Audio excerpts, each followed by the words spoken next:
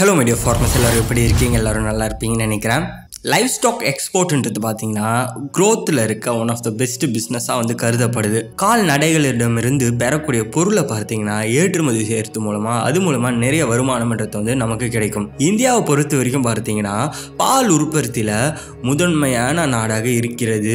கிட்டத்தட்ட உலக உற்பத்தியில் 20.75% பால் பார்த்தீங்கன்னா நம்ம ஊரில் தான் வந்து உற்பத்தி செய்யப்படுது. அதை தொடர்ந்து முட்டை உற்பத்தி உலக உற்பத்தியில் 5%, இறைச்சி உற்பத்தி பார்த்தீங்கன்னா 3% வந்து கொண்டு இருக்கு. இந்த காணொலியில் இந்த லைவ் ஸ்டாக் எக்ஸ்போர்ட்டோட இம்பார்ட்டன்ஸ், முக்கியத்துவம், இந்தியா இதில் எந்த அளவுக்கு வந்து பெர்ஃபார்மன்ஸ் பண்ணிகிட்டு இருக்கு அப்படின்ற தகவலையும், அதே நேரத்தில் ஒரு லைவ் ஸ்டாக் எக்ஸ்போர்ட் பிஸ்னஸ் நம்ம ஸ்டார்ட் பண்ணுறதுக்கு எது மாதிரியான டாக்குமெண்ட்ஸ்லாம் வந்து தேவைப்படும், அதே நேரத்தில் எந்தெந்த அரசு நிறுவனங்களிடமிருந்து நாம் அனுமதி பெற வேண்டும் அப்படின்ற அனைத்து தகவலுமே இந்த காணொலியில் நாம் பார்க்கலாம்.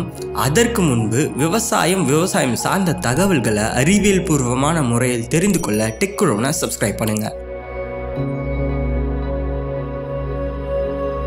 இந்தியாவை பொறுத்த வரைக்கும் பார்த்தீங்கன்னா இறைச்சி உற்பத்தி, முட்டை உற்பத்தி, இது அனைத்தையும் சேர்த்து இந்த எக்ஸ்போர்ட்டோட மதிப்புன்றது வந்து 2021ஆம் ஆண்டு கணக்கெடுப்பு படி 30,953.29 கோடி ரூபாய்.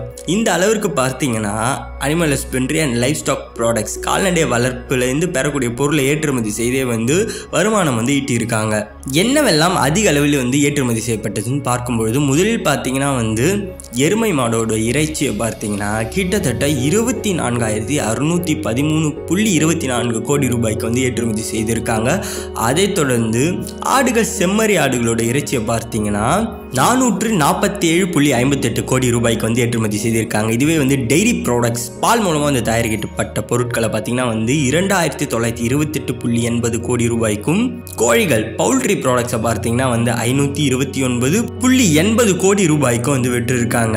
இதே வந்து இறைச்சியை பார்த்தீங்கன்னா 10.56 கோடி ரூபாய்க்கும், எக் ஆல்பியூமின், இதுவும் பார்த்தீங்கன்னா one of the value added product, முட்டையிலிருந்து பெறப்படுறது, இது 89.82 கோடி ரூபாய்க்கு வந்து ஏற்றுமதி செய்யப்பட்டிருக்கு. இந்த ப்ராசஸ்டு ஃபுட்டில் அதிக அளவில் வந்து ப்ராடக்ட்ஸ் வைத்து கொண்டிருக்கிறது எதுவென்றால் பால் தான். பாலிலிருந்து பார்த்தீங்கன்னா பல பொருட்கள் வந்து நாம் ஏற்றுமதி செய்கிறோம். அதில் குறிப்பிட்ட பொருட்கள் என்னவென்றால் பட்டர், பால் பவுடர், மில்க் பவுடர், அப்புறம் வந்து நெய், ghee, buttermilk, fresh cheese, வெண்ணெய், ஸ்கிம்டு மில்க், இது மாதிரி பல பொருட்கள் பார்த்தீங்கன்னா இந்தியாவிலேருந்து பல நாடுகளுக்கு வந்து ஏற்றுமதி செய்யப்படுது. பாலிலிருந்து பெறக்கூடிய பொருட்களை பெரும்பாலும் பார்த்தீங்கன்னா வந்து Bangladesh, United Arab Emirates, Bahrain, Malaysia, Saudi Arabia, Qatar, so இது மாதிரியான நாடுகளுக்கு வந்து ஏற்றுமதி செய்கிறாங்க.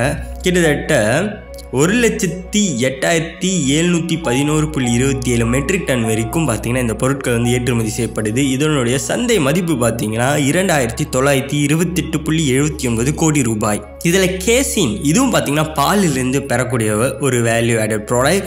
இது பார்த்தீங்கன்னா 8,768.47 மெட்ரிக் டன் வரைக்கும் பார்த்தீங்கன்னா வந்து America, Germany, Poland, Saudi Arabia, Philippines, Vietnam, இது மாதிரியான நாடுகளுக்கு வந்து ஏற்றுமதி செய்யப்படுது. இதனுடைய சந்தை மதிப்பு 592.79 கோடி ரூபாய். இது அனைத்துமே பார்த்தீங்கன்னா 2021 கணக்கெடுப்பு படி. ஆல்பியூமின் அப்படின்ற ஒரு காம்பவுண்ட் பார்த்தீங்கன்னா வந்து பாலில் இருந்தும் அப்புறம் பார்த்தீங்கன்னா முட்டையிலிருந்து எடுப்பாங்க. இது பார்த்தீங்கன்னா வந்து 1,464.97 மெட்ரிக் டன் வரைக்கும் பார்த்தீங்கன்னா Vietnam, Japan, Indonesia, Taiwan, Thailand, Philippines, இது மாதிரியான நாடுகளுக்கு வந்து ஏற்றுமதி செய்யப்பட்டிருக்கு. இதனுடைய சந்தை மதிப்பு 89.79 கோடி ரூபாய். எருமை மாடோட இறைச்சி ஏற்றுமதியில் பார்த்தீங்கன்னா இந்தியா 4வது இடம் வந்து வகிக்குது.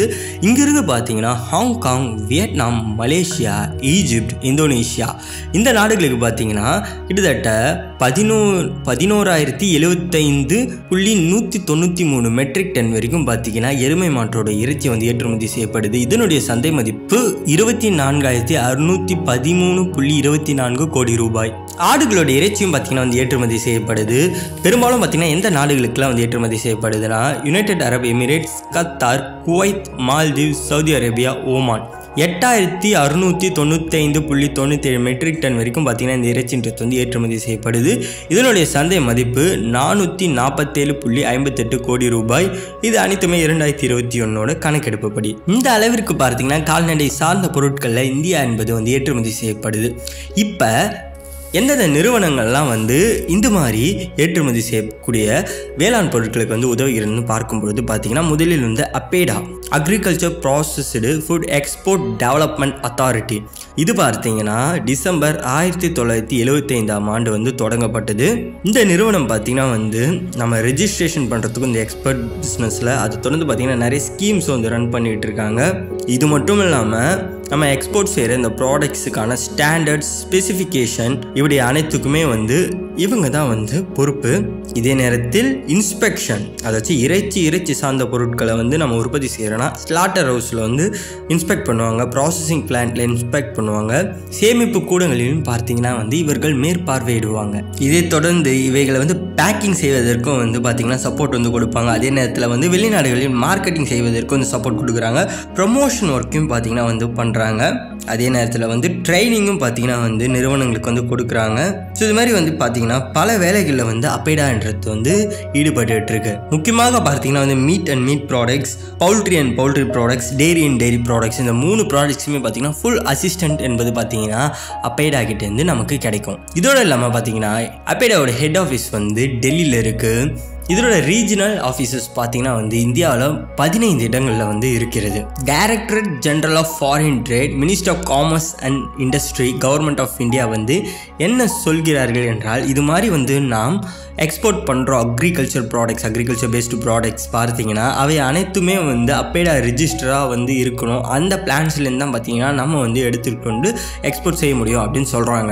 இப்போ ரிஜிஸ்ட்ரேஷன் அப்புறம் ரெனியூவல் செய்வதற்கு எது மாதிரியான டாக்குமெண்ட்ஸ்லாம் நம்ம சப்மிட் பண்ணணும், இது அனைத்துமே பார்த்தீங்கன்னா வந்து ஆன்லைனில் தான் வந்து சப்மிட் பண்ணுற மாதிரி இருக்கும். முதல்ல பார்த்தீங்கன்னா வந்து பிளான்ட் எங்கே இருக்குது அப்படின்ற அந்த லே அவுட், அதை தொடர்ந்து பார்த்தீங்கன்னா வந்து name and address of the proprietors, no objection certificate from pollution control board, அப்புறம் பார்த்தீங்கன்னா இந்த லோக்கல் பாடிக்கிட்டேருந்து வந்து பெர்மிஷன் வாங்கணும்.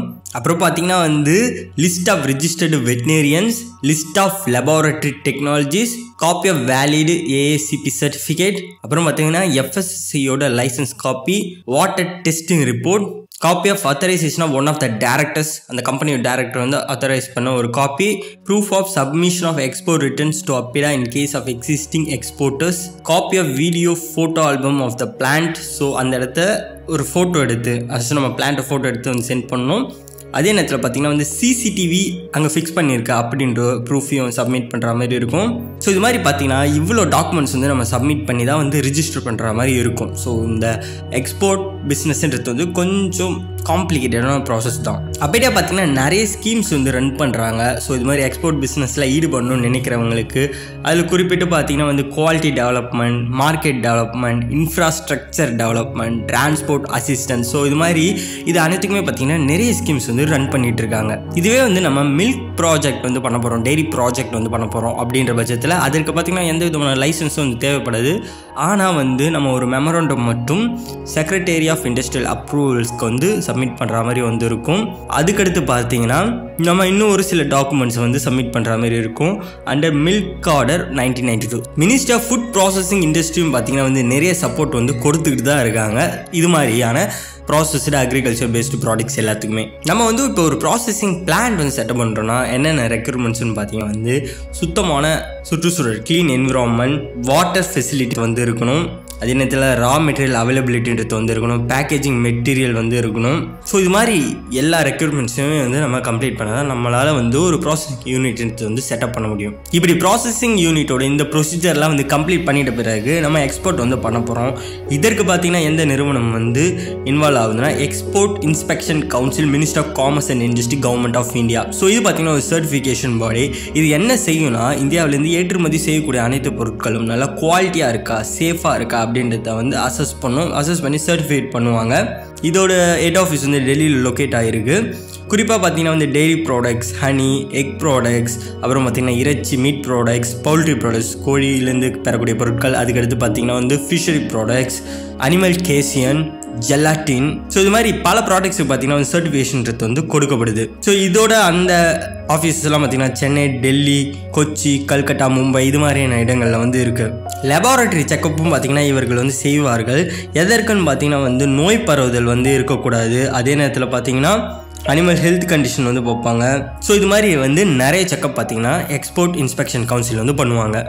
அனிமல் பேஸ்டு ப்ராசஸ்டு ப்ராடக்ட்ஸோட டிமாண்ட்ன்றது பார்த்தீங்கன்னா வந்து இன்க்ரீஸ் ஆகிட்டே தான் இருக்குது.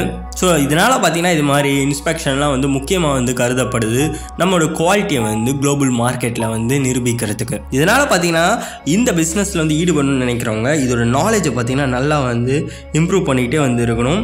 அப்பேடா FSSAI மாதிரியான நிறுவனங்கள் சொல்லக்கூடிய அந்த கைட்லைன்ஸை கண்டிப்பாக வந்து ஃபாலோ பண்ணணும். ஸோ இந்த ஸ்டெப்ஸ் அண்ட் ப்ரொசீஜர்ஸ் எல்லாத்தையும் ஃபாலோ பண்ணி நம்ம ஒரு ப்ராப்பரான ப்ராசஸிங் ஃபார்மை வந்து பிளான்ட்டை வந்து செட் பண்ணும் போது பார்த்தீங்கன்னா வந்து நல்ல சக்ஸஸ் வந்து நம்மளால் வந்து பார்க்க முடியும். இந்த காணொலி உங்களுக்கு பிடிச்சிருந்துச்சுன்னா மறக்காமல் லைக் பண்ணிவிடுங்க. இந்த அப்பேடா ரிஜிஸ்ட்ரேஷனோட சர்வீஸோட லிங்க்ஸ் எல்லாமே பார்த்தீங்கன்னா வந்து டிஸ்கிரிப்ஷன் கமெண்ட் செக்ஷனில் கொடுத்துருக்கேன். ஸோ நீங்கள் அப்பேடாவில் ரிஜிஸ்டர் பண்ணி அதாச்சும் இதுக்கு வந்து ஹெல்ப் வேணும்னு நினச்சிங்கன்னா அதோட கன்சல்டன்சிஸோட இந்தியா மார்ட் வெப்சைட் லிங்க் வந்து டிஸ்கிரிப்ஷன் கமெண்ட்டில் இருக்குது. ஸோ கிளிக் பண்ணி நீங்கள் அவங்களை காண்டாக்ட் பண்ணி இதை பற்றின டீட்டெயில்ஸ் இன்னும் தெளிவாக வந்து தெரிஞ்சுக்கலாம். இந்த காணொலி உங்களுக்கு பயனுடையதாக இருந்துச்சுன்னு நினைத்தீங்கன்னா மறக்காமல் லைக் பண்ணிவிடுங்க. ஸோ எக்ஸ்போர்ட் பிஸ்னஸில் லைசன்ஸ் வந்து எப்படி வாங்கணும் அப்படின்ற ஒரு காணொலியும் பார்த்திங்கன்னா நம்ம சேனலில் வந்து பதிவேற்றிருக்கோம். அதோட லிங்க்ன்றது வந்து இப்போ வரும். அதை கிளிக் செய்து பார்க்காதவங்க பாருங்கள். இது மாதிரி இன்னொரு பயனுடைய தகவலோட அடுத்த காணொலியில் உங்களை சந்திக்கிறேன். அது வரைக்கும் உழுவோம் உயர்வோம். நன்றி. தேங்க்யூ.